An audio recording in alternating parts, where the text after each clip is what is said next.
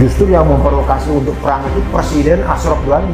Ketika Idul Adha, besoknya Ashraf Ghani mengumpulkan pasukannya dan memberikan sambutan kepada pasukan semuanya.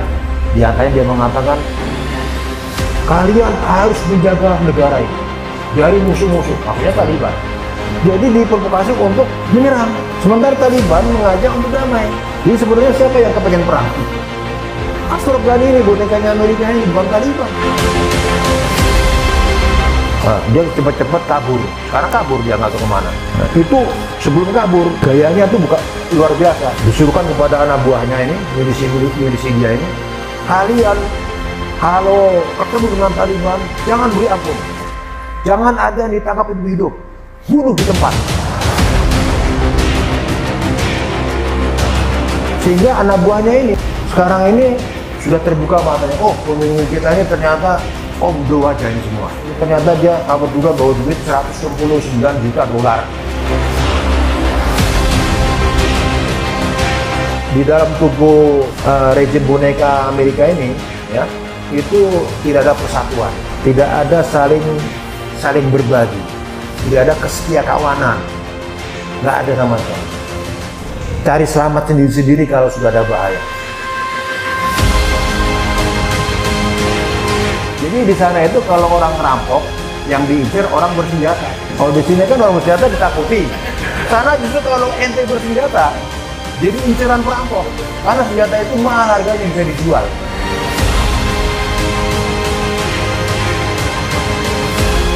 Jadi saya pernah bertamu, kemudian diajak nginap situ, tidur di situ, ya, dilayani kayak raja, nggak boleh ngapa-ngapain, pakaian dicuciin. Coba kalau antum nginep di tempat teman, ada nggak yang pakaian dicuciin?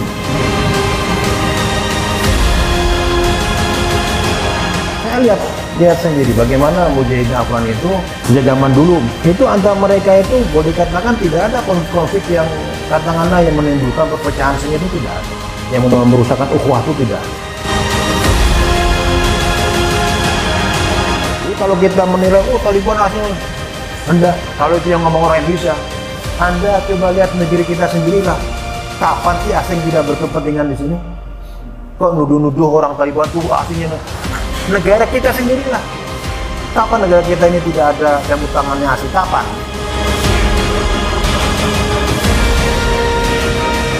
Tahun 2012, Amerika sudah kewalahan menghadapi Taliban. Kan Taliban ini dukung rakyat masalahnya. Ya.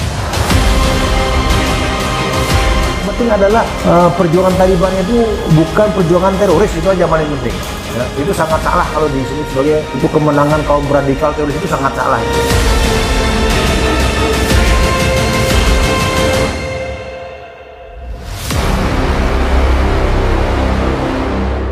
Bismillahirrahmanirrahim.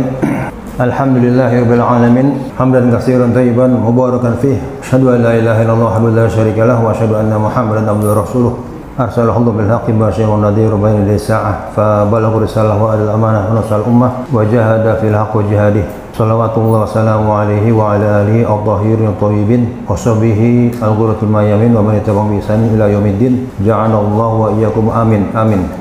Wa ja'alallahu wa iyyakum minhum amin amin amin. Wa ba'du. Pertama-tama tentu saja marilah kita bersyukur kepada Allah Subhanahu wa taala atas segala nikmat limpahan karunia-Nya kepada kita semua, sehingga hingga hari ini alhamdulillah kita bisa berkumpul di masjid yang mudah-mudahan penuh dengan barokah dari Allah Subhanahu wa taala ini. Dan kita dalam pertemuan ini tadi sudah sampaikan oleh moderator bahwa kita bicara tentang Taliban atau kisah Allah Ta'ala berfirman, faqsusil qasasa la'allahum yatafakkarun, maka kisahkanlah banyak kisah kepada mereka agar mereka yatafakkarun, bertafakur. Karena kisah itu tentu kisah nyata, ya, bukan kisah yang dibuat-buat, bukan dongeng, bukan hoax, bukan apa, memang nyata, kejadiannya ada, peristiwa kejadian ada. Itu tidak lepas dari iradah dan kudrahnya Allah Azza wa Jalla. Karena semua itu adalah makhluk, manusia makhluk ciptaan Allah, perbuatannya juga Allah yang ciptakan. Itu adalah akidah Ahlussunnah wal Jamaah. Jadi peristiwa kejadian tidak lain adalah apa yang menyangkut kehidupan manusia. Peristiwa yang menyangkut kehidupan manusia, termasuk Taliban ini. Jadi kita motivasinya adalah kita dalam hal ini kita harapkan kita diberi Ta'ala untuk bertafakur, kemudian mengambil hikmahnya, ibrahnya bagi kita. Kalau sekedar cerita apa itu lewat begitu saja ya nggak ada faedahnya. Tapi itu mari kita jadikan sebagai bahan untuk bertafakur. Jamaah sekalian, sebagian orang mengatakan bahwa Taliban ini orang baru. Dia di Afghanistan itu adalah kelompok yang menggulingkan pemerintahan mujahidin yang berjasa dahulu berjihad melawan rejim komunis yang di backup oleh Uni Soviet. Nah, Taliban ini orang baru, tidak ikut dalam jihad melawan komunis, terus mengkudeta merebut pemerintahan mujahidin. Ini tidak benar, ini fitnah. Awal-awal fitnah itu ketika zaman dulu mulai Muhammad Umar rahimahullah tahun 96 itu mendeklarasikan Imarah Islamiyah Afghanistan, itu banyak orang yang berpendapat miring seperti itu. Bahkan orang yang berpendapat itu adalah dia alumni Afghanistan juga. Dia alumni Afghanistan juga. Tapi perlu diketahui bahwasanya mereka yang ke Afghanistan dahulu itu pengalamannya tidak sama. Sama-sama ke Afghanistan, tapi pengalamannya tidak sama, jam terbangnya tidak sama. Kemudian di sana mereka posisinya tentu amalnya juga tidak sama. Jangan hanya karena si fulan alumni Afgan, si fulan alumni Afgan, terus kita langsung menilai berarti pengetahuannya sama, pengenalannya sama. Enggak. Dan itu adalah logis, wajar. Ada yang dia cuma tinggal di kamp pelatihan saja, ya. Ada dia cuma ya bergerak dari kamp pelatihan ke kota Peshawar, ada yang cuma di kota Peshawar saja. Itu macam-macam. Ada yang tidak sempat seumur umur untuk ikut dalam front pertempuran. Kalau toh ikut itu dalam rangka latihan. Jadi belum pernah misalnya terlibat dalam suatu operasi bersama mujahidin untuk merebut suatu kawasan yang dikuasai komunis misalnya. Belum pernah. Walaupun dia alumni Afghanistan, tapi belum tentu semuanya itu mengalami. Nah, itu yang menjadi catatan. Jadi kalau ada orang misalnya mungkin hadirin sekalian melihat di televisi, di media, mungkin di majalah dan lainnya, ini Ustadz Fulan atau si Fulan nih alumni Afghanistan, itu akan beda karena mungkin tadi itu tajrubahnya berbeda. Mungkin kalau udah terus cerita, mungkin cerita dari orang lain, ya nukilan-nukilan saja, tidak menyaksikan dengan mata kepalanya sendiri. Nah, itu jadi berbeda. Allah Ta'ala alhamdulillah saya bersyukur sekali diberi nikmat oleh Allah Ta'ala bisa sempat ke sana, ya. Karena tidak semua orang bisa ke sana. Kemudian saya sangat menyesali ada sebagian dari teman-teman saya juga yang alumni Afgan itu merasa menyesal karena pernah ke sana. Dia bahkan menilai saya tersesat. Jadi waktu itu pemahaman saya pemahaman sesat, radikal, sehingga saya ikut ke Afghanistan. Gimana? Padahal waktu itu dia berjihad melawan komunis. Apakah komunis itu teman dia? Sehingga dia berpendapat demikian. Tapi saya nggak pernah begitu, alhamdulillah. Saya justru bersyukur kepada Allah Ta'ala. Dan saya terbuka, nggak ada yang saya sembunyikan. Memang saya dari Afghanistan, saya ikut jihad di sana. Dan saya pandang itu bukan terorisme. Kalau memang terorisme, kenapa pimpinan mujahidin di sana itu diterima zaman Presiden Soeharto sebagai tamu negara? Satu, Engineer Ahmad Shah tahun 88 kalau nggak salah, ingat saya. Waktu itu kami masih di sana, mujahidin membentuk namanya pemerintahan sementara di pengasingan karena belum semua Afghanistan dikuasai. Nah, waktu itu Perdana Menterinya itu namanya Engineer Ahmad Shah. Jadi ada 7 organisasi jihad, dari mulai ada Hizbul Islam Yunus Khodis, Hizbul Islam Hikmatiyar, Jamayat Robani, Ittihad Islami Ustadz Sayap, Harokat Inkilab Maulawi Muhammad Nabi Muhammadi, Jabhat Inkos Mili Mujadidi, Jabhat Mili Mujadidi, Inkos Mili Bir Ahmad Jelani. 7 ini itu mereka waktu itu sepakat untuk membentuk pemerintahan sementara, dan yang menduduki di kabinet adalah orang kedua dari masing-masing mereka. Dari Ustadz Sayap itu Engineer Ahmad Shah ini dipilih sebagai Perdana Menteri sementara. Nah, dalam rangka tugas sebagai Perdana Menteri pemerintahan sementara mujahidin, membuka hubungan ke sana kemari, minta dukungan negara-negara yang lain termasuk ke Indonesia. Diterima oleh Presiden Soeharto sebagai tamu negara. Masa teroris diterima sebagai tamu negara? Ya kan? Resmi itu. Nah, kemudian beliau pulang ketemu dengan kita di sana, cerita, saya baru saja ketemu dengan presiden Anda. Saya ke Jakarta dan saya lihat negara Anda tuh subur makmur, nggak seperti Afghanistan ini, aman. Sana banyak gedung-gedung bertingkat, jalanan nggak seperti Afghanistan ini, nggak ada orang miskin, nggak kayak Afghanistan. Jadi kalian pulang sajalah, tidak disuruh pulang. Saya terus bilang, Pak, Bapak waktu itu kan sebagai tamu negara, Bapak waktu itu kemana saja? Oh, saya sini. Oh ya jelas. Jadi kan rutenya tuh Istana Negara ke sini, ya seputar pusat-pusat kota Jakarta, dan itu dikawal. Saya bilang di balik gedung-gedung itulah banyak tukang minta-minta. Oh begitu. Banyak juga orang miskin di negara kami, saya bilang itu. Belum ada pemerataan tuh, belum sampai. Kami di sini untuk belajar, datang ke sini dan mungkin istilahnya ya sebisa mungkin bantu, karena kita sama-sama musuhnya, yaitu anti komunis. Nah, kemudian tahun berikutnya datanglah pemerintahan komunis Kabul jatuh, ya. Uni Soviet hengkang tahun 89, kemudian tahun 92 total Afghanistan itu bersih dari rejim komunis, terbentuk pemerintahan Mujahidin, dan waktu itu mereka sepakat awalnya adalah Mujahidi kemudian diganti oleh Robani. Robani sebagai presiden, kalau nggak salah ingat ya saya, 89, waktu itu masih, kita belum pulang juga, masih di sana saya. Datang lagi ya ke sini, itu zaman Presiden Soeharto juga, sebagai wakil pemerintahan Mujahidin Afghanistan, Robani. Dan rutenya lebih luas lagi, tidak hanya di Jakarta, tapi juga sempat ke Bandung, ke ITB, ke Salman, Masjid Salman Bandung ya.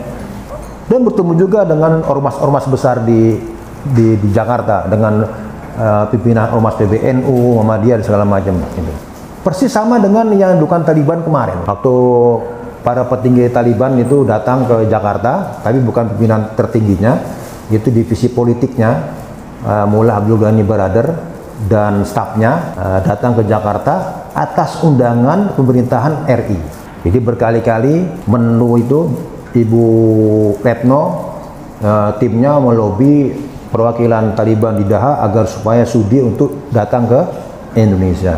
Ya sebenarnya itu sebelum itu ada sedikit diskusi, benar kata Bang Haidar ya, bahwasanya itu mukadimahnya memang saya dilibatkan, diminta pendapat dan lainnya lah. Terus saya usulkan supaya ya undang saja Taliban kemari. Kalau Anda artinya mungkin agak kesulitan, ya silakan, saya mau diajak ke Qatar sana karena ada yang saya kenal di sana. Di antara petinggi mereka yaitu Ustadz Syekh Muhammad Abbas Takdiza, itu Ustadz saya dulu di sana. Mungkin beliau masih ingat, barangkali kan kalau sudah dulu pernah kenal kan lain kan nuansanya kan daripada kalau belum kenal. Tapi ternyata ya kayak Bang Haidar tadi katakan, jalan sendiri, Kemenlu ini jalan sendiri. Soalnya kan saya ex napiter, masa pemerintah minta bantuan ex napiter? Kan bisa jatuh martabatnya itu. Saya pahami juga, ya kan? Saya pahami, saya ngerti politik dikit-dikit. Ya, saya pahami, ya nggak apa-apa. Memang itu nasib seorang ex-napiter, ya begitulah. Nah, akhirnya berjalan, datanglah Taliban kemari. Kemudian ya seperti itu berjalan. Termasuk kegiatannya apa kalau di sini? Bagaimana Pak Ustadz kegiatannya kalau di sini? Saya sampaikan sebaiknya begini. Semuanya dia itu jalankan semua, datang ke sini, datang ke pimpinan-pimpinan ormas-ormas Islam yang besar di Jakarta, datang ke Istiqlal dan segala macam lah. Tapi ya udahlah, itu udah lewat. Saya nggak istilahnya nggak minta jasa dari pemerintah, nggak apa, udah itu istilahnya nggak ada niat saya ke sana. Intinya adalah bahwasanya Taliban ini bukan teroris. Orang yang melakukan teroris itu antara dua kemungkinan. Satu, dia tidak mengenal, tidak paham siapa Taliban. Dia hanya bermodal dari media-media yang dia ikuti, yang notabene media-media musuhnya Taliban. Tentu saja isinya buruk semua kan, namanya orang konflik pasti saling memburukkan lawan kan. Dia termakan oleh propaganda itu. Yang kedua, dia tahu Taliban itu benar, tapi karena tidak satu madrasah, tidak satu mazhab, nggak terima dengan nikmat yang diberikan Allah kepada Taliban.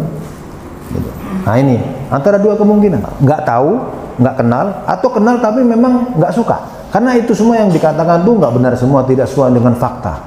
Contoh ya, saya ambil contoh misalnya, Taliban dituduh men-syuting dari rumah ke rumah di kota Kabul itu. Itu nggak benar, nggak ada sweeping ini. Anda bisa lihat misalkan cek di beberapa media resmi Taliban ada, dia punya Facebooknya ada, Twitternya ada, kemudian ada wartawan juga banyak di Kabul, wartawan-wartawan dari Al Jazeera, dari CNN itu sudah di Kabul semua ada, itu semua bisa dicek.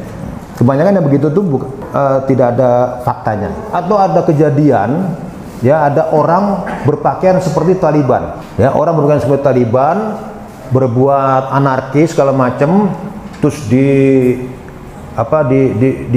copy ya, di copy paste, dimasukkan ke akunnya, kemudian disebar entah itu Facebook tak apa segala macam, kemudian dikasih narasi inilah Taliban begini. Nah, dicek, kalau kita bisa telusuri cek, itu ternyata bukan Taliban. Di sana tuh ada milisia bersenjata yang dilatih oleh CIA Amerika. Orang Taliban, orang Afghanistan mengatakan Arbakian, istilahnya Arbakian. Jadi dulunya mereka ini adalah ya sipil, bukan resmi tentara pemerintah, sipil tapi dipersenjatai, milisi lah, milisi. Bahkan diantara mereka ada yang mantan Taliban era Muhammad Umar, seperti Abdul Manan Al-Niyazi misalnya, dia dengan kelompoknya itu kalau lihat pakaiannya persis nggak ada beda dengan Taliban pakaiannya. Itu satu. Yang kedua, bisa jadi itu adalah orang ISIS, ESKP namanya. Jadi 2015 masih eranya Mullah Muhammad Umar rahimahullah, Al-Baghdadi dia membuka cabang di Afghanistan, disingkat bahasa Inggrisnya ISKP, Islamic State of Khorasan Province, atau Daulah Islamiyah wilayah Khorasan. Dan yang diminta untuk menjadi pemimpin siapa? Orang-orang yang sebagiannya itu adalah dulunya di Taliban ketika era 93 sampai 96 itu, sempat bersama Mullah Muhammad Umar itu. Sampai tahun 2015 dia kemudian eksodus dari Taliban menjadi musuh Taliban, membentuk SKP. Kemudian ya sama dengan di Indonesia mungkin ya. Nah, di Indonesia juga kan para aktivis gerakan Islam ini dengan adanya daulah Islamiyahnya dideklarasikan sebagai Khilafah Al-Baghdadi itu kan terpecah dua. Saya sendiri misalkan ada teman saya dulu akrab sama saya, tapi kemudian menjadi musuhan gara-gara saya kontra ISIS, dia pro ISIS. Nah, itu. Jadi saya kira ada teman-teman lain juga mengalami hal yang sama. Sama di sana juga begitu. Begitu ikut ISIS, jadi memusuhi Taliban, bahkan membunuh segala macam lah. Dan pakaiannya sama dengan Taliban, pakaiannya sama. Wah, itu kalau ya tahu sendirilah namanya ISIS. Itu kan dalam mengeksekusi orang dan segala macam. Jadi orang itu dieksekusi dengan cara badannya dipasangi bahan peledak ya, diikat, taruh sana, kemudian diledakkan pakai remote, hancur. Itu cara ISIS mengeksekusi orang. Nah, kalau orang yang nggak fair itu kemudian dikasih narasi inilah Taliban. Jadi bisa begitu, bisa Arbakian, bisa ISIS segala macam. Jadi harus hati-hati kita. Dan tentu kita sebagai Muslim sudah jelas panduannya. Allah Taala, fa in ja'akum fasiqun binaba'in fatabayyanu.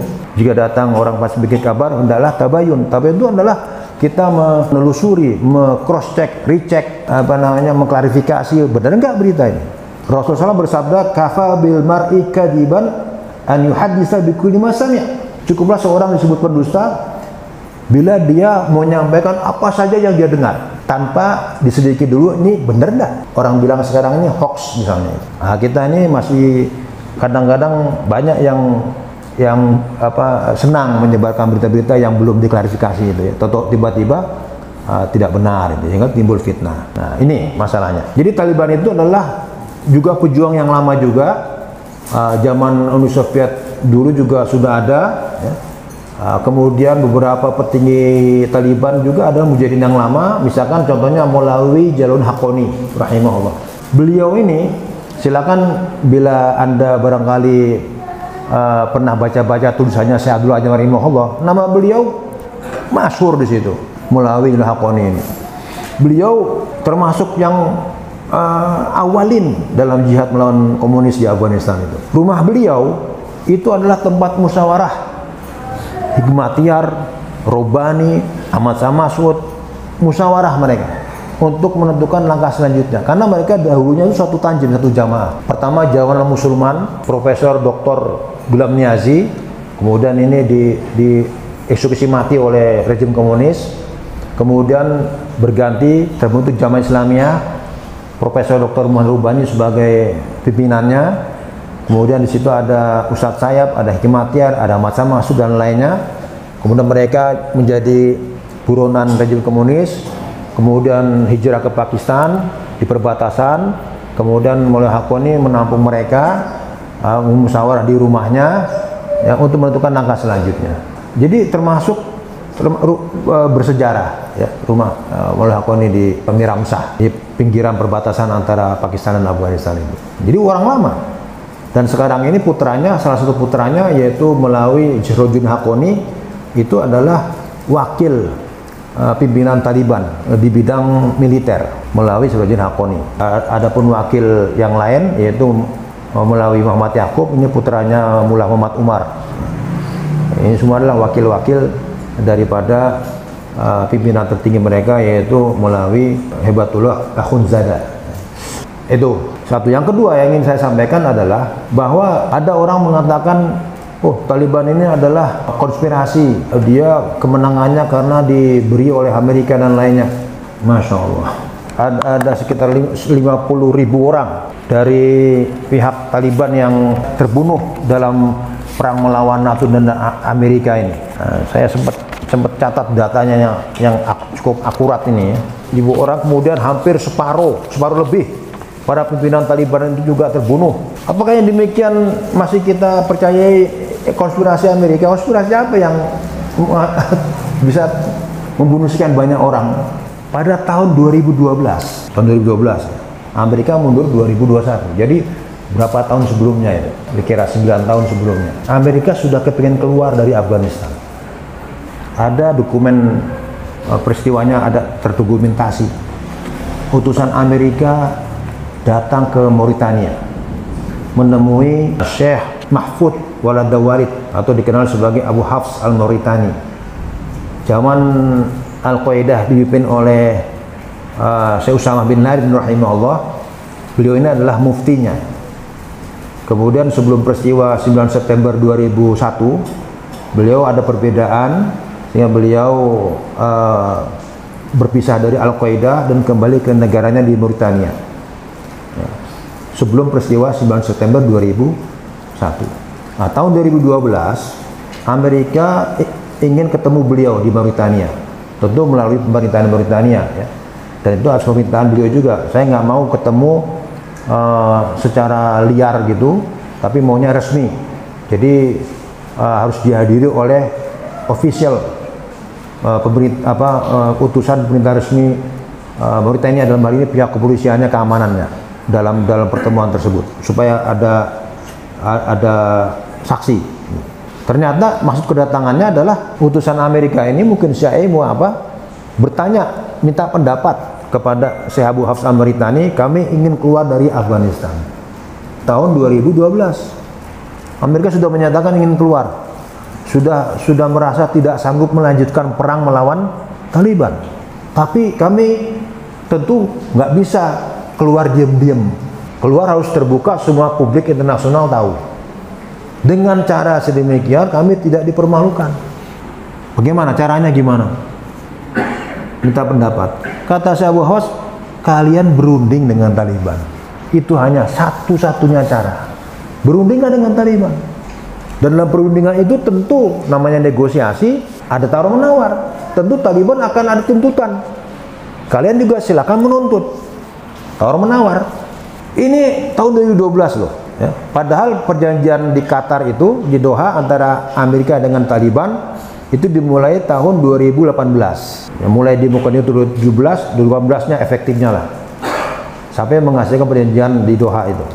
Nah, 2018. Jadi kira-kira 6 tahun sebelumnya. Jadi mungkin Amerika mikir-mikir, berunding, nggak, akhirnya kita berunding. Dan isi perjanjian mirip dengan yang diusulkan oleh Syekh Abu Hafs itu. Ada dua isi perjanjian yang sangat penting yang menjadi prinsip dasar untuk perjanjian berikutnya. Yang pertama, Ini dari pihak Taliban. Sebelum berunding ya, itu ada mukadimahnya dulu. Jadi Taliban minta kami agar membebaskan orang-orang kami yang ditahan di Guantanamo maupun ditahan di penjara-penjara Pakistan dan lainnya. Karena orang-orang tersebut kami butuhkan dalam perundingan. Itu orang-orang kami yang masuk dalam tim perundingan nanti. Kalau mereka tidak dibebaskan, kami nggak bisa berunding. Pinter kan? Pinter Taliban itu. Kami bisa berunding. Orang-orang yang pandai berunding ini sekarang kalian penjara di Guantanamo, di mana itu bebaskan dulu.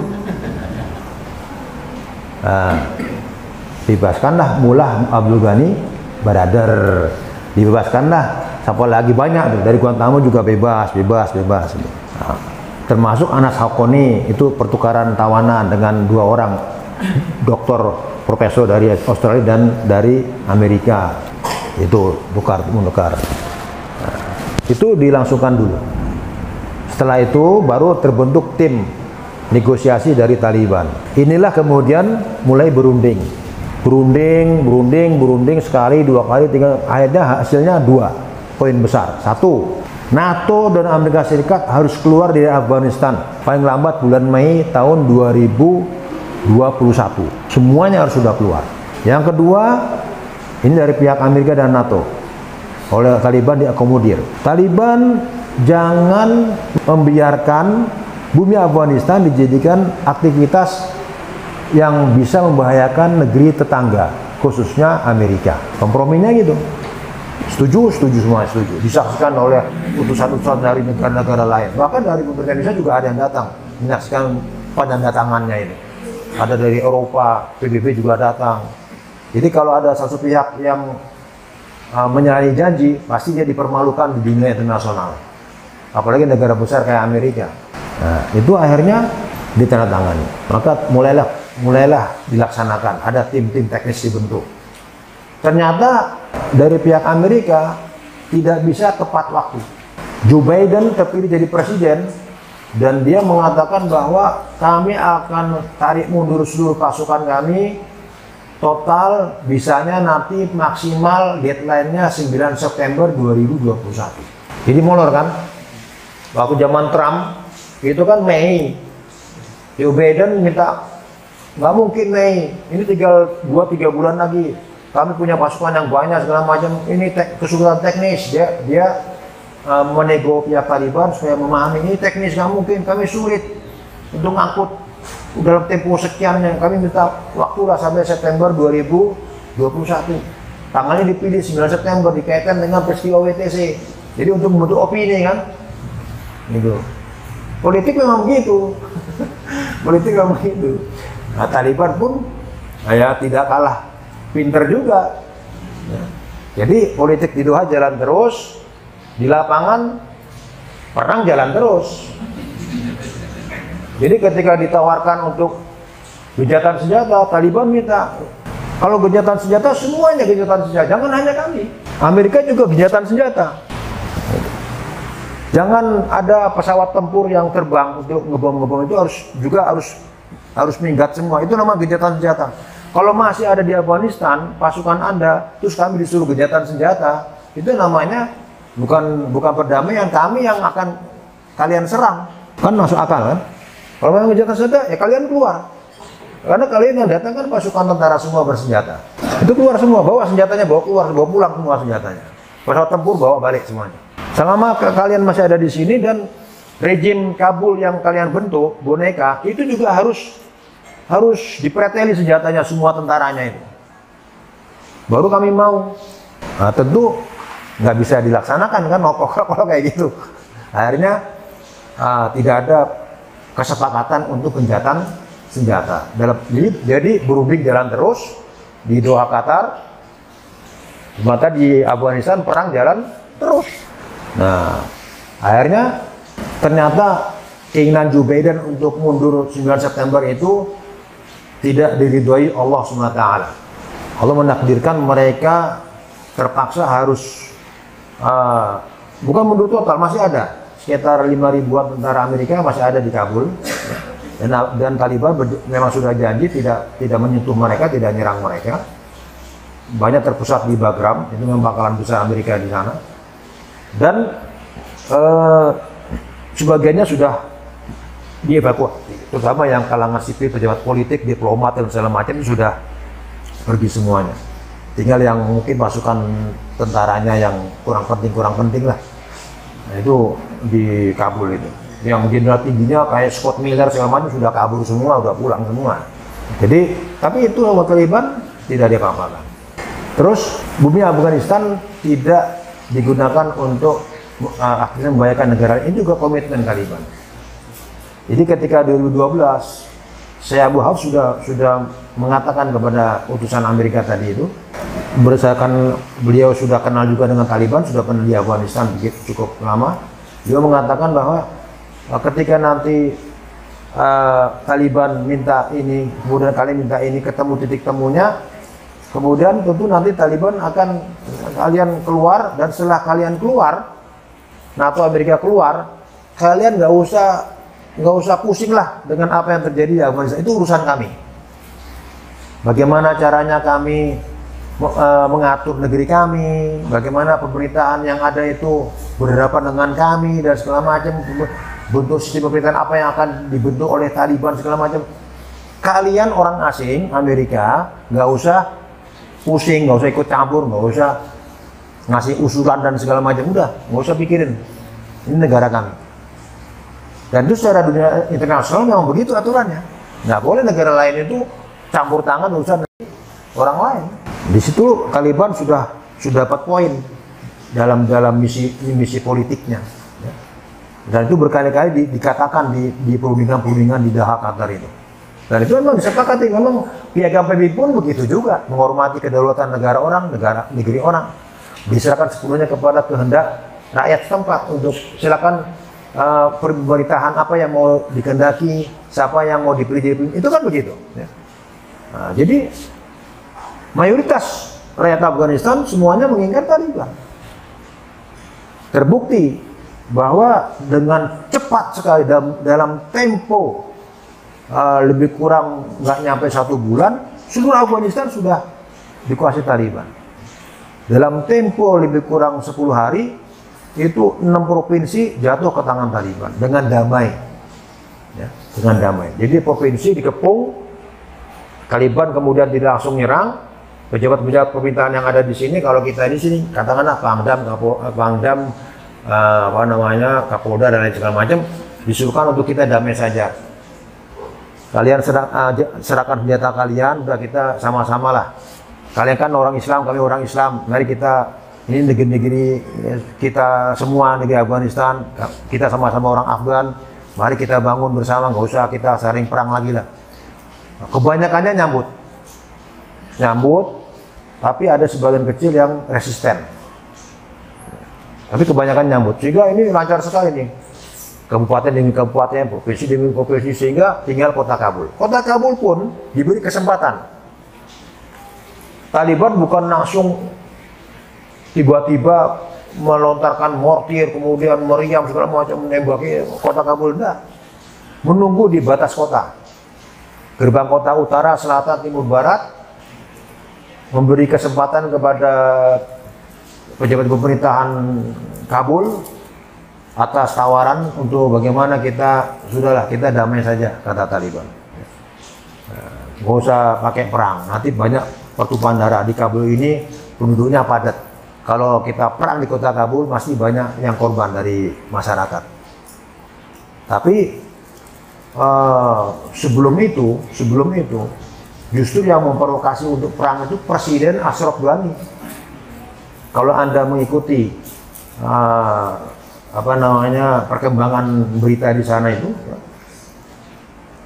ketika Idul Adha, besoknya Ashraf Ghani mengumpulkan pasukannya dan memberikan sambutan kepada pasukan semuanya. Di antaranya dia mengatakan, kalian harus menjaga negara ini dari musuh-musuh, maksudnya Taliban. Dan kalau kemarin musuh-musuh kita itu tersembunyi, kita nggak tahu dia di mana, sekarang mereka sudah terbuka. Kalian semua bisa melihat posisi mereka. Maka dalam tempo 4-6 bulan ini lakukan serangan kepada mereka. Jadi diprovokasi untuk menyerang. Sementara Taliban mengajak untuk damai. Jadi sebenarnya siapa yang kepengen perang?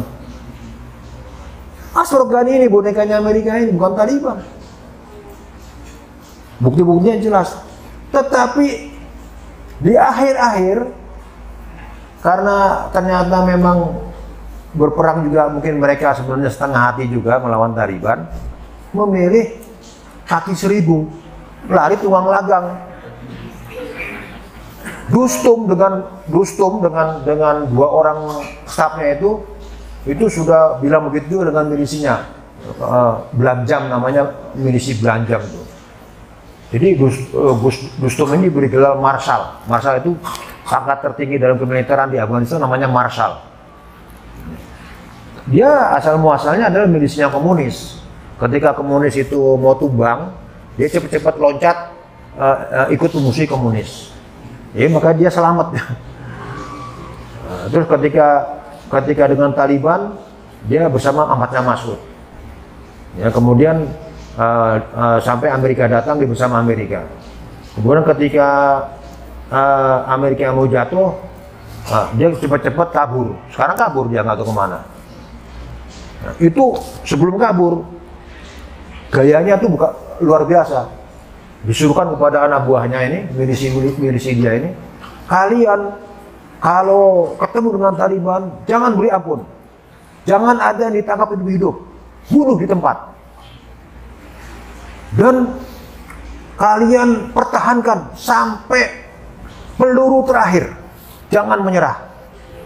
Tahu-tahu belum dia apa-apakan sudah kabur dia, hilang atau kemana ini, mungkin ke Uzbekistan mah kemana itu, Rustum itu.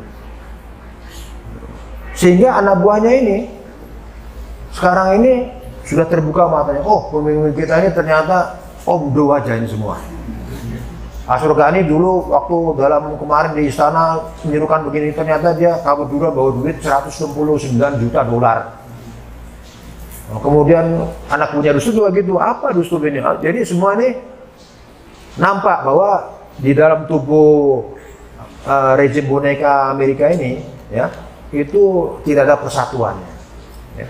Tidak ada saling berbagi, tidak ada kesetia kawanan, nggak ada sama sekali. Cari selamat sendiri-sendiri kalau sudah ada bahaya. Itu nampak sekali. Jelas kalau seperti itu hancurlah, pasti kalah. Sebenarnya dengan Taliban. Taliban ini Mullah Muhammad Umar, ya, contohnya. Itu putranya banyak. Ada dia mempunyai putra putri 18 dari istri 3 mungkin. Ada mau ngikutin jejaknya atau gimana? Pasti ibu-ibu nggak suka. 18 ini, tapi 3 meninggal waktu bayi. Jadi tinggal 15 orang. 15 orang ini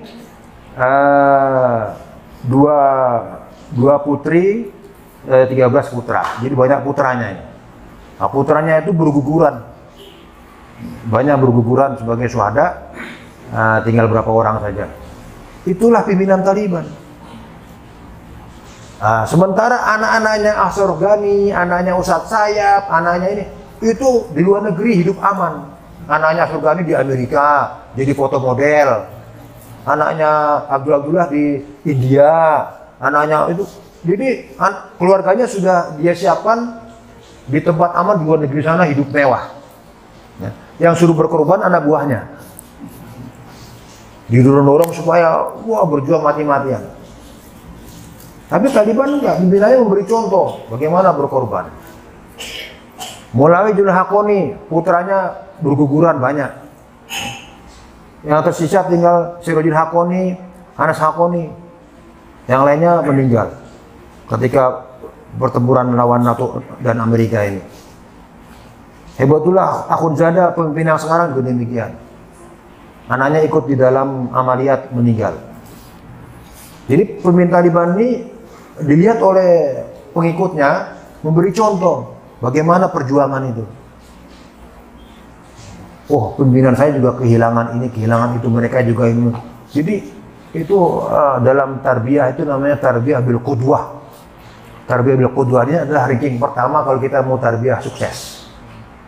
Kalau hadirin sekalian jamaah sekalian ingin mendidik anak supaya anak itu menjadi anak yang soleh sebagaimana dihadapkan orang tua, Anda harus mencontoh lebih dahulu.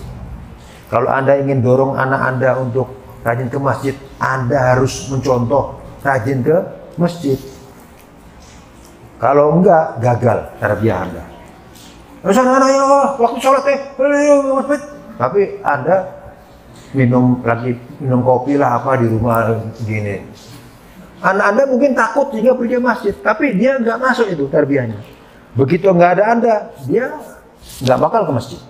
Dia hanya takut aja ke masjid. Ini tarbiyah yang gagal. Nah, dan lain-lainnya. Ini namanya tarbiyah bil qudwah, dengan suri taulan. Itu peminta dibantu seperti itu. Itu juga pelajaran bagi kita, hikmah. Kenapa Taliban menang? Di antaranya itu. Kemudian keikhlasan. Jadi keikhlasan Taliban ini luar biasa. Dia tidak mengharapkan apa-apa.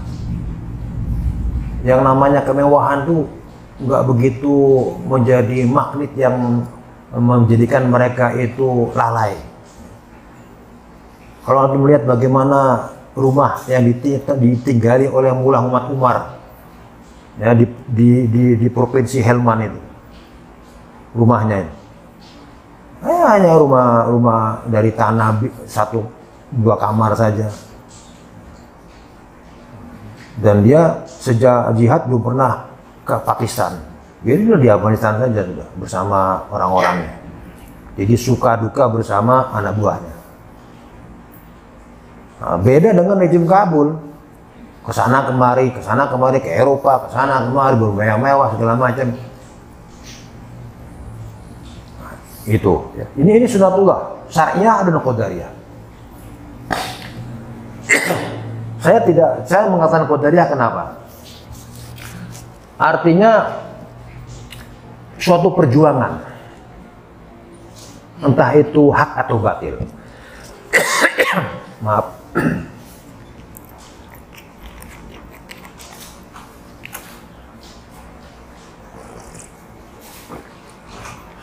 Itu kalau ikut sunatullah qadariyahnya, dia akan berhasil.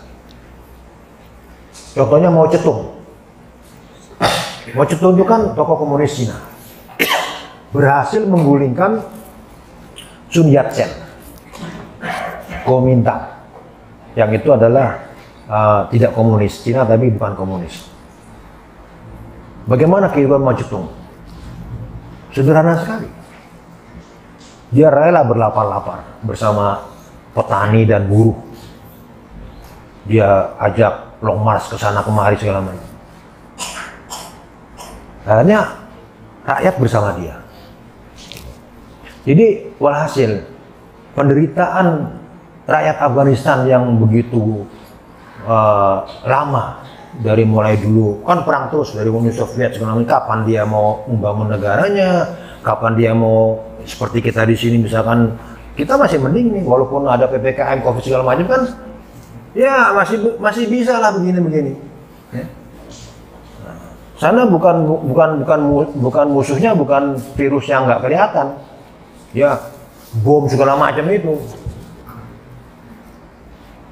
Ini penderitaan ini oleh para pemimpin Taliban juga ditunjukkan bahwa dia pun menderita juga.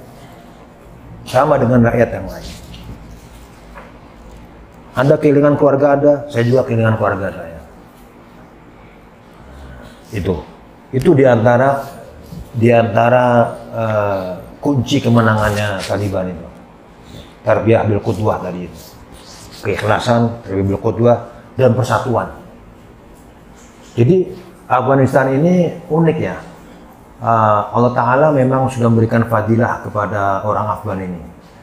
Zaman Sayyidina Umar bin Khattab anhu, beliau mengirim mujahidin ke Afghanistan, kemudian dipimpin oleh Jandab bin Samrah anhu. Sebelumnya adalah Hanaf bin Qais, zaman Utsman bin Affan anhu. Zaman Umar Khattab anhu dikirim lagi, dan sudah mulai merangsek masuk wilayah Afghanistan sampai Kabul malahan. Nah, waktu itu di Afghanistan warganya itu menganut agama Buddha dan animisme dan lainnya lah, belum Islam. Nah, kemudian tapi pertahanannya untuk mempertahankan eksistensinya sebagai bangsa berdaulat itu luar biasa.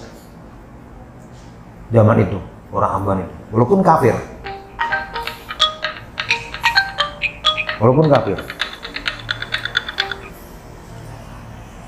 Sehingga Panglima Mujahidin lapor kepada Umar Muhammad, ini kaum ini kami baru tahu ketemu dengan kaum ini yang mana mereka ini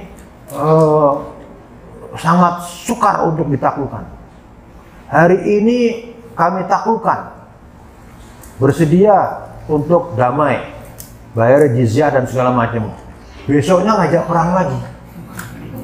Kami taklukkan lagi, kalah mereka perang, ngajak damai. Besoknya ngajak perang lagi. Ini harus diapain nih orang ini kayak gini? Umar Khattab kemudian tersenyum.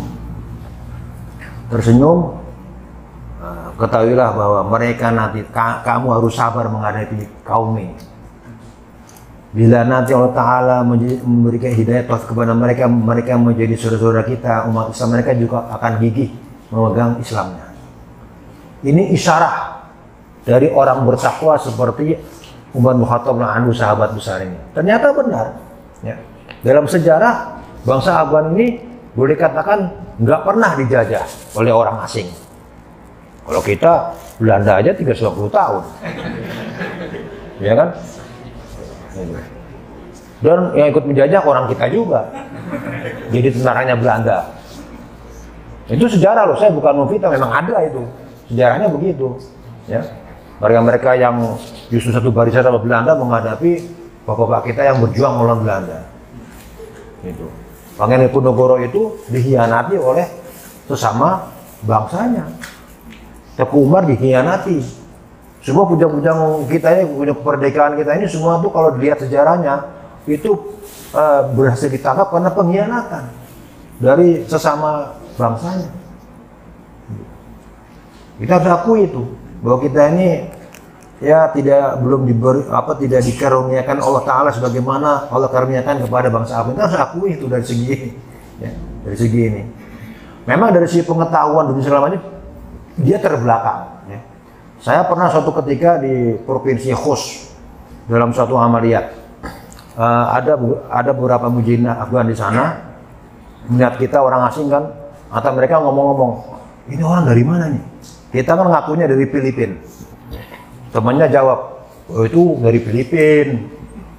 Teman terus nanya lagi, Filipina itu sebelah mana? Filipina nggak tahu, Filipina itu dekat Palestina. Jadi mentang-mentang sama tinnya itu. Jadi sok tahu, masih tahu, tapi salah. Kalau kita mungkin sejak SD sudah banyak yang tahu. Ini sudah tua-tua loh, itu mujahid loh ini, bukan orang sembarangan ini. Mujahid ini melawan super power di Soviet ini. Filipina di mana, Palestina di mana aja nggak tahu. Coba itu. Walaupun nggak semuanya ya, tapi di antaranya yang begitu. Saya mau ikut campur, ya saya ketawa aja, biarin aja. Ada lagi suatu ketika, ini contoh aja ya, bagaimana pribadi-pribadi orang di sana. Waktu itu saya ingin ke tempatnya melalui Jalur Hakoni.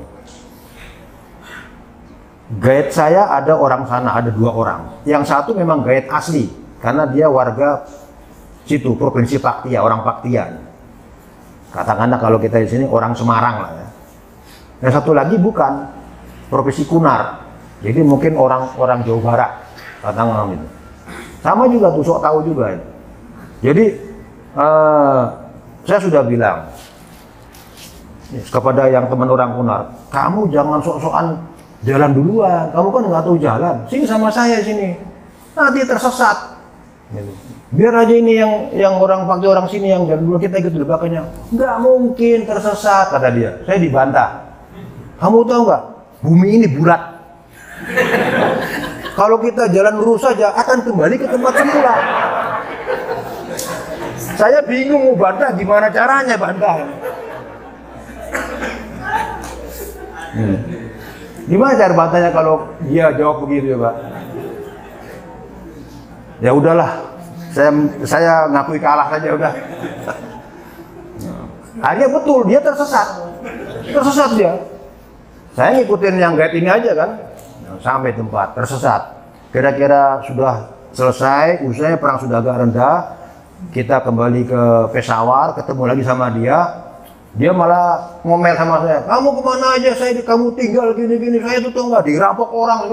Loh kan saya bilang supaya ngikutin ini kamu. Wah. Jadi di sana itu kalau orang ngerampok, yang diincar orang bersenjata. Kalau di sini kan orang bersenjata ditakuti. Sana justru kalau ente bersenjata, jadi inceran perampok. Karena senjata itu mahal harganya, bisa dijual. Laku keras jual beli senjata itu. Itu lebih bagus jangan bersenjata, itu malah aman. Tapi kalau bersenjata, banyak mata, wah ini dia pasti dilakukan penjegatan, pembegalan, dan itu diambil senjatanya. Bukan senjata, teman ini tadi ini, saya tahu nggak, senjata saya diambil, jaket saya diambil, padahal kan musim dingin, agak dingin lah. Sepatu saya diambil, saya nyeker jalan. Saya bilang itulah kamu, kan saya udah bilang ikutin gaya, kamu bilang kan bumi bulat, kembali lagi ya ini. Itu diantaranya. Jadi mereka ini orang yang lugu, yang ini, tapi keikhlasannya, pengorbanannya itu sangat luar biasa, sangat luar biasa. Nah, jadi itu modal mereka. Nggak ada niat untuk misalnya ngerjain orang ataupun nipu orang, nipu saudaranya sama muslim, itu nggak ada sama sekali. Ya keluguan seperti itu aja. Kemudian bagaimana mereka ini sangat menghormati tamunya, luar biasa. Saya pernah bertamu, bahkan menginap, barangkali hanya sedikit orang yang pernah ke Afghanistan yang pernah menginap di keluarga orang Afgan. Jadi saya pernah bertamu, kemudian diajak nginap situ, tidur di situ ya, dilayani kayak raja udah, nggak boleh ngapa-ngapain. Pakaian dicuciin. Coba kalau antum nginep di tempat teman, ada nggak yang pakaian dicuciin? Mungkin kayaknya nggak ada itu. Mungkin kalau makanan iya, tempat tidur ya. Tapi kalau sampai pakaian dicuciin, ya pokoknya terima bersih, kayak laundry gitu. Jadi kita pulang itu kita nggak netting pakaian kotor, sudah bersih semua ini. Kita nggak mau buka, disuruh buka. Kamu buka pakaiannya, nggak bawa pakaian, ini pakaian dulu. Dibawakan pakaian yang bersih, kita suruh ganti. Pakaian yang kita pakai ini suruh copot, mau dicuciin. Sampai begitu. Kemudian di kampung sih itu kan banyak anak-anak, ya. Banyak anak-anak. Saya jalan kaki gitu ke rumah teman itu. Anak-anak itu semuanya lihat kalau tahu bahwa saya bukan warga situ, itu semua narik tangan saya. Nanti ke rumah saya ya, jadi tamu saya. Anak-anak kecil itu. Mereka merasa terhormat kalau ada tamu datang ke rumahnya, walaupun tidak dikenal. Nah, kalau kita kan cuek saja, ada orang lewat. Mana ada anak-anak kita, ada orang, oh tamunya Pak ini, pokoknya ini. Terus nanti ke rumah saya ya. Kan nggak ada, saya belum pernah nemu itu. Soalnya itu rebutan, itu jadi rebutan saya. Nanti ke rumah saya, nanti ke rumah saya, ke rumah saya. Padahal kita maunya kan ke rumah teman kita, kalau kita itu nggak ada yang kita kenal. Dari segi itu, ya ihtiram kepada tamu itu ajaran Islam. Man kana yu'minu billahi wal yawmil akhir falyukrim dhaifah. Jadi kehidupan mereka ulahnya kulturnya itu kultur Islam. Sesuai dengan syariat Islam itu banyak. Dari segi berpakaian juga dari dulu pakaiannya seperti itu. Saya kira ini sudah jam 9, mungkin insya Allah nanti barangkali diperdalam, barangkali ada tanya jawab. Aku qouli hadza astaghfirullah li wa lakum wa ghafurur rahim. Jazakumullahu khairan. Assalamualaikum warahmatullahi wabarakatuh. Mengenai apa yang bisa kita pelajarannya untuk kita di sini ya. Saya melihat bahwa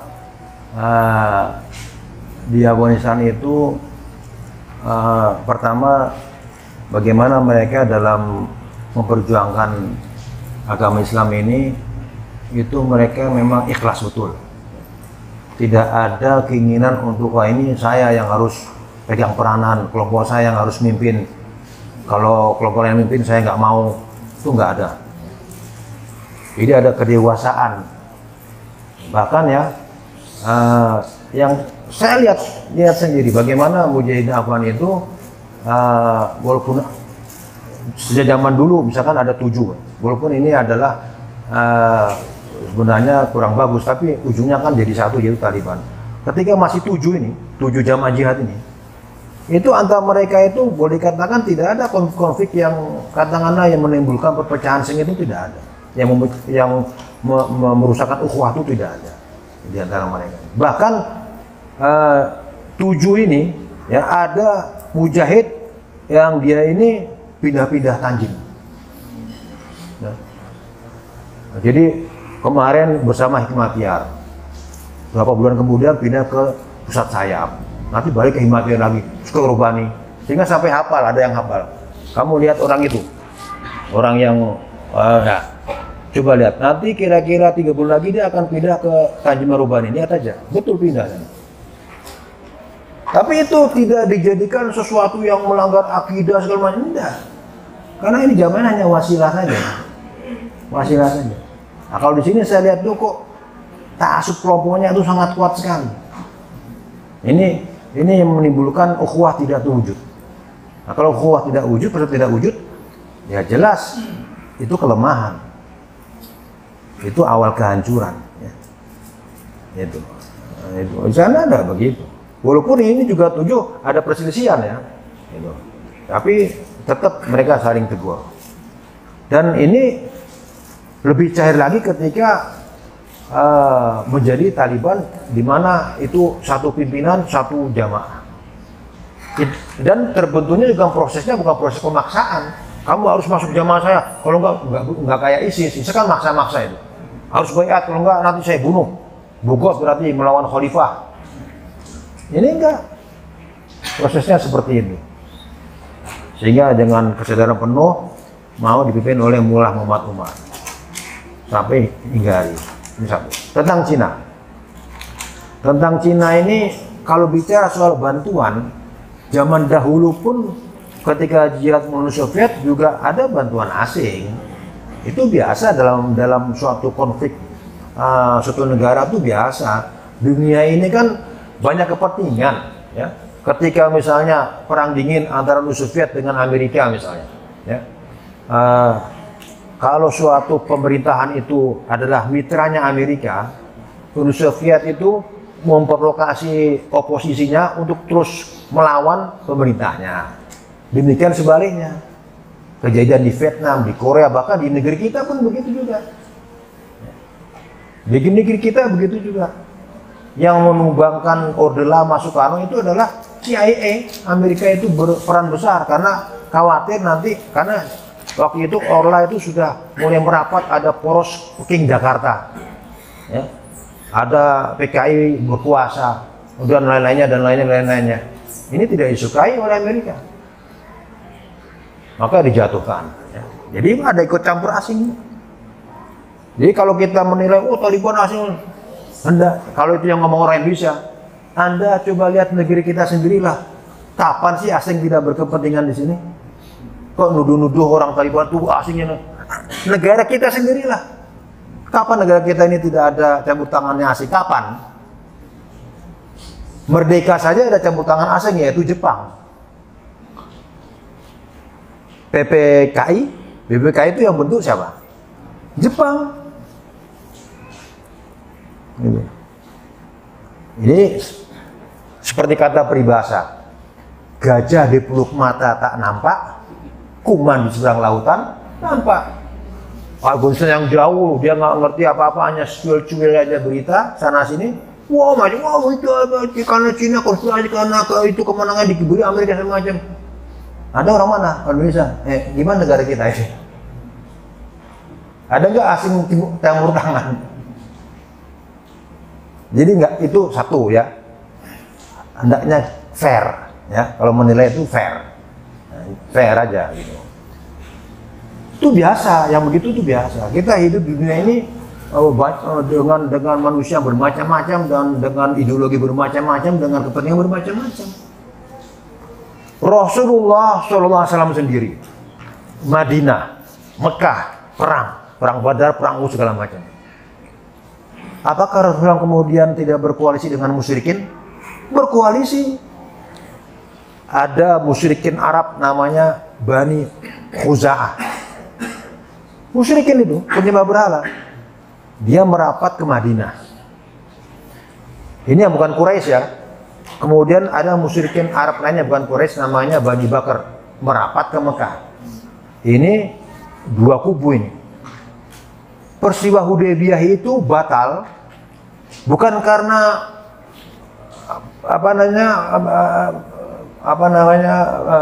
dibatalkan oleh Mekah atau Madinah, tidak. Karena ini Bani Bakar, sekutunya Quraisy Mekah, membunuh orang-orang Bani Khuza'ah, musyrikin, sama-sama musyrikin ini, yang itu sekutunya Rasulullah SAW, sekutunya Madinah, sehingga batallah perjanjian Hudaybiyah. Itu Rasulullah.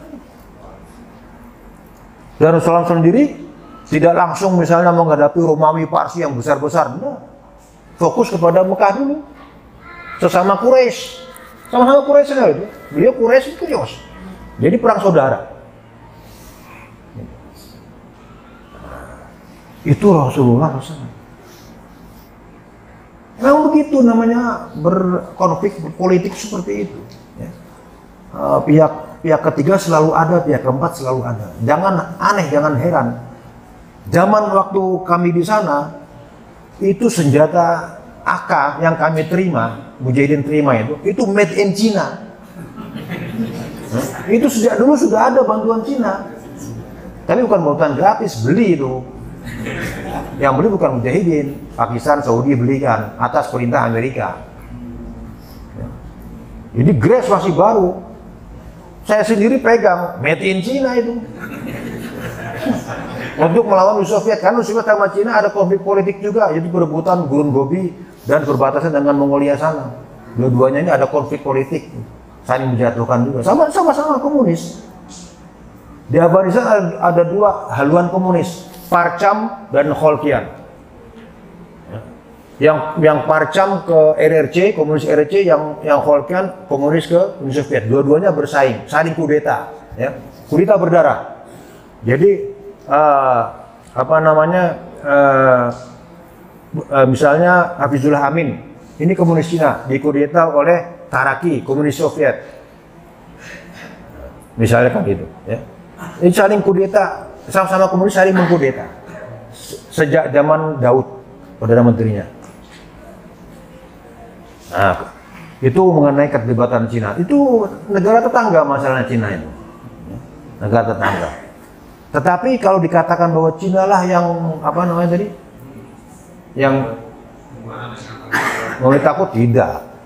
Tadi sudah saya katakan, tahun 2012 Amerika sudah kewalahan menghadapi Taliban. Kan Taliban ini dukung rakyat masalahnya, ya.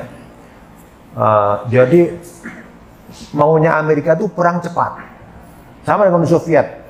Datang ke Afghanistan tahun 79, seminggu 2 minggu selesai. Ternyata lama. Sampai 89. Itu ciri-ciri perang gerilya. Perang gerilya itu perang si lemah lawan si kuat.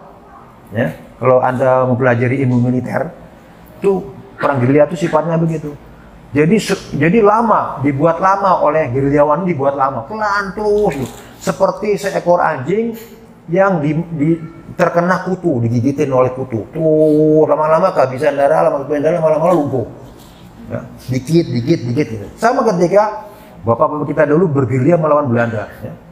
Semakin lama berperang, semakin pihak asing pasti kewalahan. Karena kan dia negerinya jauh, supply segala macam, ini kan perlu bahan bakar, perlu duit. Mengerahkan tentara, sekian orang tentara, itu berarti kan duit keluar untuk ngasih makan mereka dan segala macam, dan keluarganya segala macam. Menggunakan tank, pesawat tempur, itu semua ada BBM-nya, itu duit semua keluar. Anggaran negara tersedot untuk perang semua. Semakin lama semakin anggaran ini semakin tersedot, sementara pemasukan nggak ada dari Afghanistan, tuh nggak ada. Apa yang mau dicari duit dari Afghanistan? Nggak ada. Nggak ada feedbacknya. Sehingga di Amerika lama-lama ekonominya tergerus, lama-lama ini kalau ditusan kolaps. kita harus mundur ini, nggak ada gunanya berlama-lama. 2012 sudah mau mundur, tadi sudah ceritakan di Mauritania tadi. Itu nggak ada sangkut pautnya dengan Cina, nggak ada hubungan Cina. Cina nggak mau tahu, itu urusan Amerika. Ya, jadi nggak ada buktinya Amerika mundur karena takut dengan Cina, nggak ada buktinya. Yang ketiga soal apa tadi? Di Kabul ya. Jadi ketika sudah terdengar bahwa Taliban ini menguasai kabupaten per kabupaten, provinsi sehingga kemudian sampai mengepung kota Kabul, banyak warga itu yang panik ketakutan karena ada orang yang memprovokasi. Hati-hati kamu. Nanti kalau Taliban masuk kota Kabul, kamu tuh bakal dihukum mati, kamu akan ditembak mati. Kamu juga. Nah, ini ketakutan nih. Coba barangkali kita yang barangkali mengalami peristiwa peristiwa sejenis. Dulu ada peristiwa 74 Malari. Sebelumnya lagi tahun 65. Ya kan? Peristiwa yang geger politik lah. 65. Kemudian 74, kemudian yang peristiwa di Solo terus memicu sampai Semarang itu yang orang Cina nabrak orang yang meninggal itu. Ya, kemudian 99 ini. Coba kan keadaan kan kalau ada satu orang aja, saya begini, pada ketakutan semuanya. Jadi orang-orang Cina Semarang itu ada orang ngomong, ini nanti bentar lagi masuk kota Semarang. Semua pada masuk semuanya, cuma gelar sejadah di depan anunya supaya orang Islam mudahnya. Waktu saya di Semarang tuh peristiwa yang Solo itu. Saya ada di Jalan Mataram itu, depan Bustaman itu. Datang mobil PM itu nembak ke atas itu. Ayo bubar semuanya, masuk ke gang-gang semua. Orang Cina-nya ketakutan masuk semuanya. Padahal belum tentu mereka mengalami apa-apa. Jadi dalam situasi seperti itu, orang apalagi belum pernah ketemu Taliban, bayangannya tuh Taliban kayak vampir. Kayak Dracula yang bayangannya gitu. Ya diprovokasi, diberitakan begitu. Jadi takut sekali. Sehingga panik mereka rame-rame ke Bandar Kabul, rebutan mau minggat. Sementara orang asing juga mau pergi juga. Amerika juga mau pergi, dia akan mengevakuasi para diplomatnya, pejabatnya, warga sipilnya, keluarganya, istrinya, anaknya mau diterbangkan. Karena kan perhitungannya tadi, mereka tidak nyangka secepat itu Taliban sampai Kabul. Karena dalam hitungan mereka September, ini ternyata baru Agustus sudah nyampe Kabul Taliban ini. Jadi kayak gelagapan. Akhirnya evakuasi ke bandara. Langsung warga Kabul yang pro Amerika juga ikut ke bandara. Rebutan pesawat. Nah, disitulah kejadian tragedi tadi itu. Ya. Orang semua mau naik pesawat. Pesawat ini kan kapasitasnya terbatas. Kemudian sudah ditutup pintunya oleh pilot Amerika. Mau terbang ini. Pesawat Hercules, jenis Hercules. Warga yang nggak kedapatan itu ngejar, kemudian berpegangan pada rodanya, sayapnya segala macam. Hingga pesawat terbang masih gondelan. Akal sehatnya sudah nggak dipakai. Mana bisa bertahan ini? Berjatuhan meninggal. Sehingga ada meme disebarkan. Iya. Numpak syukur aja masih numpak angkot ya. Numpak pesawat disamakan numpak angkot. Sehingga ada meme 2001 Amerika itu dari pesawat yang menjatuhkan bom, 2021 menjatuhkan orang.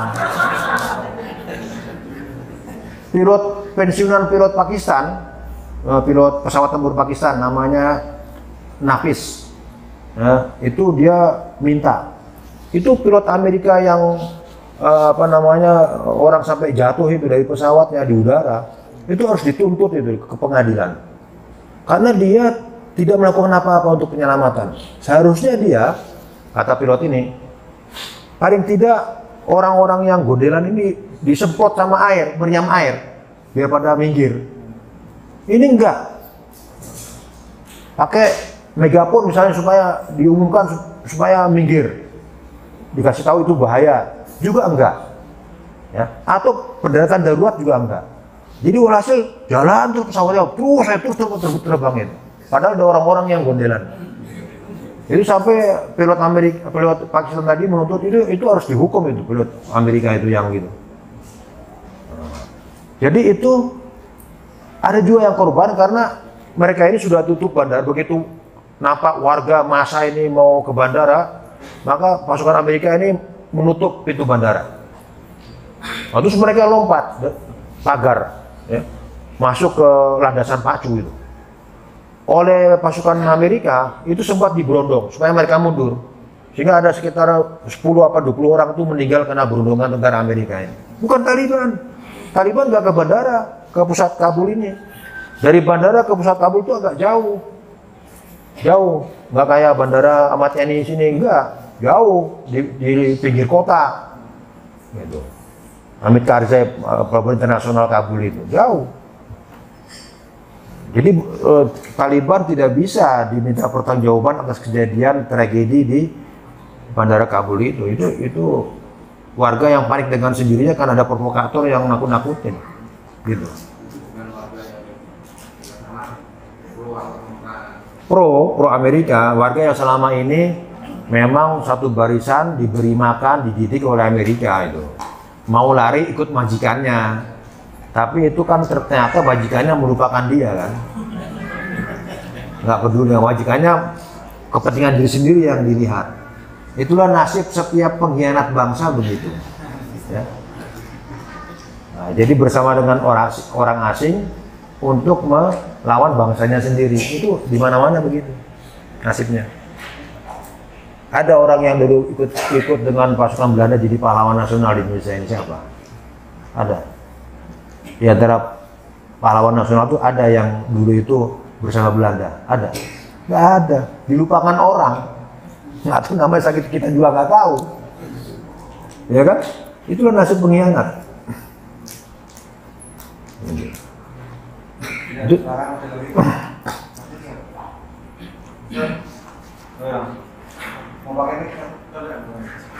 Dari sekian lama perjuangan di Afgan, dari Rusia, kan dicari Afgan.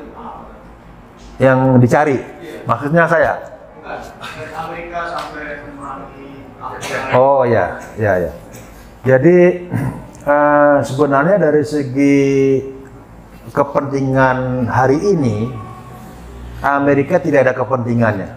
Secara ekonomi segala macam tidak ada. Memang kandungan bumi Afghanistan itu ada, disebutkan ada litium, ada emas, ya, ada gas. Kalau gas memang sudah dieksplorasi dan ada pipa gas itu dari Salang itu di dekat daerah apa namanya provinsi Kapisa, itu ada pipa gas ke Uzbekistan, kemudian ke dulu kan Uzbekistan itu di wilayahnya Uni Soviet dulu ya, sebelum jadi negara Uzbekistan ini. Pas sebelum Soviet menjadi negara Rusia, itu kan masuk dalam Uni Soviet. Itu Soviet yang ngambil itu gas itu. Langsung ke Uni Soviet sana. Itu diantaranya kekayaan alamnya. Kemudian buah-buahan. Afghanistan juga kaya dengan buah-buahan. Jadi yang kita sebut buah-buahan impor di sini, di sana tuh ya buah biasa ya.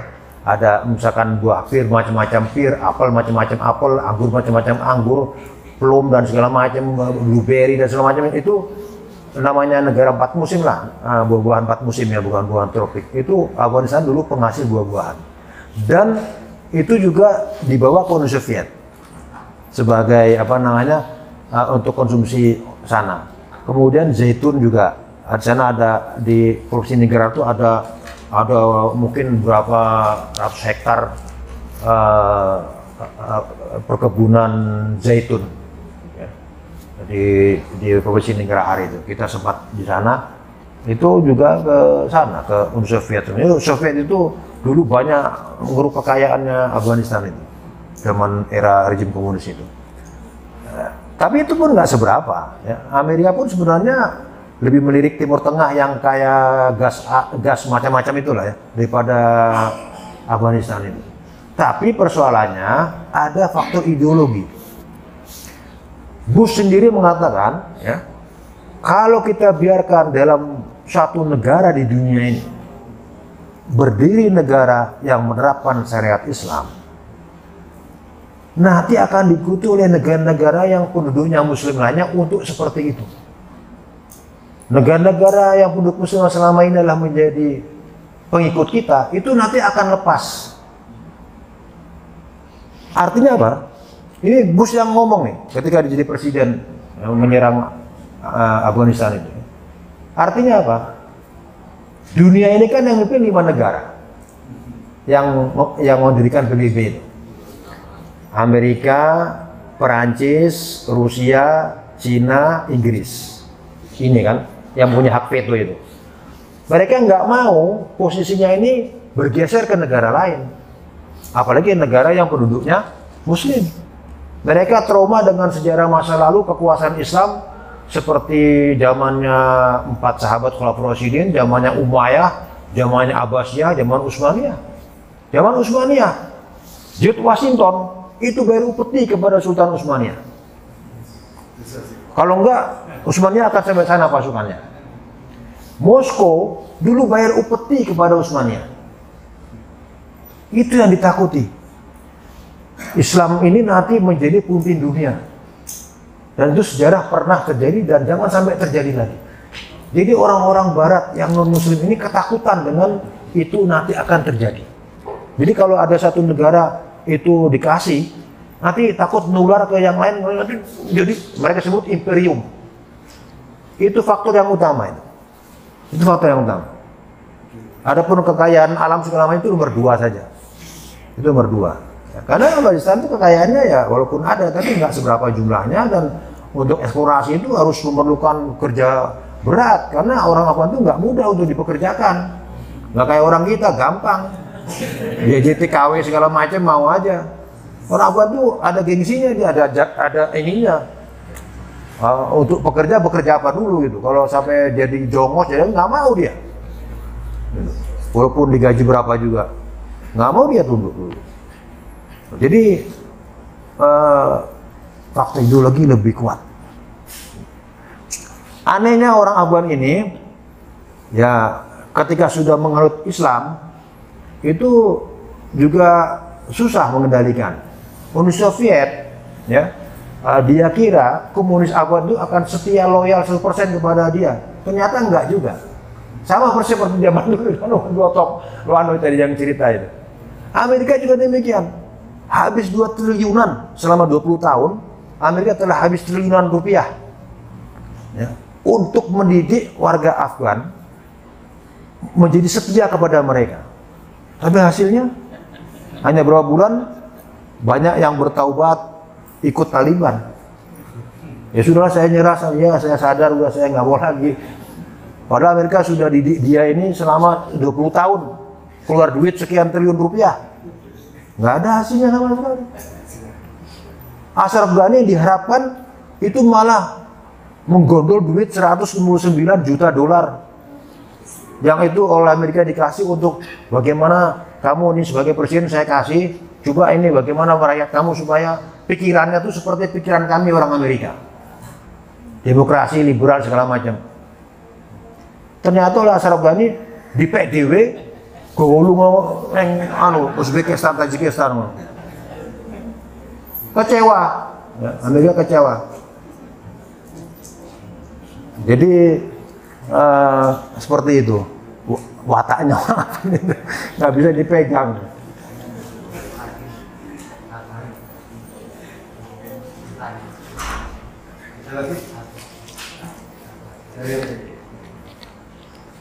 Oh iya. Sekarang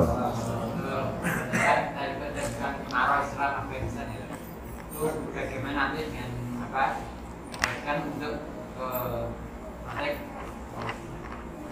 kerjasama dengan PBB atau tidak, maksudnya nanti dia untuk diakui sebagai negara atau bagaimana atau bukan tadi khilafah kayak selama. Ya, kalau khilafah saya kira tidak. Karena mereka paham bahwa kemampuan mereka untuk suatu khilafah itu belum ada. Mereka sadar diri lah. Ya. Khilafah ini kan dalam Islam itu banyak sekali keterangan para ulama, itu suatu sistem yang levelnya itu dunia, global. Ya. Mereka merasa belum mampu ngatur dunia. Afghanistan aja masih kewalahan, ya mereka atur kok. Mereka orang sadar diri, nggak kayak ISIS baru sejengkal dua jengkal sudah kami khalifah. Tentunya ambruk semua kan. Nah, kalau tentang PBB, wallahu alam ya. Wah, saya belum ada pernyataan. Tapi yang jelas mereka sedang melobi banyak negara untuk mengakui pemerintahannya. Jadi mereka selama ini sudah melobi banyak negara-negara Rusia sudah, ke Moskow sudah, ke Cina sudah. Kalau Rusia itu kayaknya sudah mulai dukung, karena begini ceritanya, ini mungkin yang di media-media tidak ada. Jadi awalnya 2001 NATO Amerika itu masuk Afghanistan, Rusia itu termasuk yang tidak mau bantu Imarah Islami Afghanistan atau Taliban. Ya. Jadi dibiarkan saja, minimal dibiarkan saja rontok pemerintahannya Imarah dari serangan NATO dan Amerika itu sampai 2010. 2001 sampai 2010 Rusia tidak bantu sama sekali Taliban. Begitu ternyata ada perbedaan antara Rusia dengan Amerika dalam konflik Suriah dan Irak, mereka ini beda pendapat ini. Ya. Nah, jadi langkah-langkah Rusia itu tidak searah dengan langkah-langkah Amerika di Timur Tengah, khususnya konflik Irak dan Suriah. Mulailah Rusia ini nggak senang dengan Amerika. Setelah 2010 ya, terus mulai membuka diri untuk bagaimana kita bantu Taliban saja biar Amerika jatuh di Afghanistan.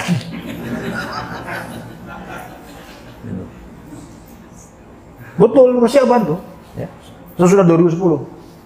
Makanya 2012 Amerika kemudian kepengen mundur karena sudah Rusia segala macam sudah mengharapkan Amerika biar kalah aja di Afghanistan.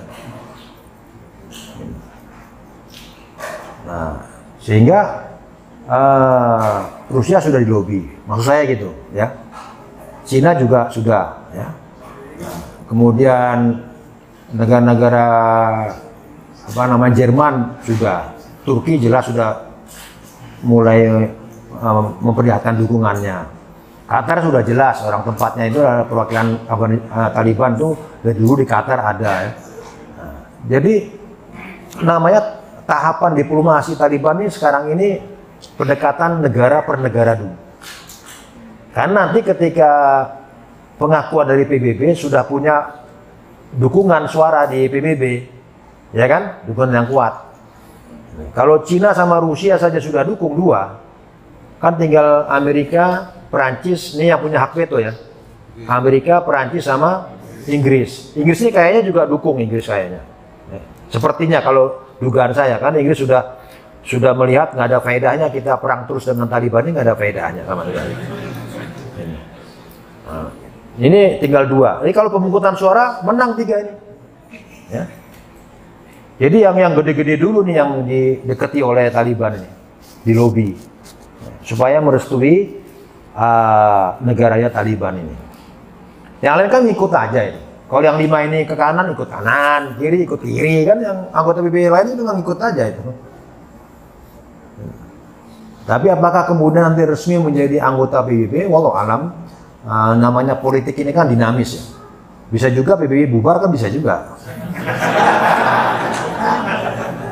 Kita nggak tahu, ya kan?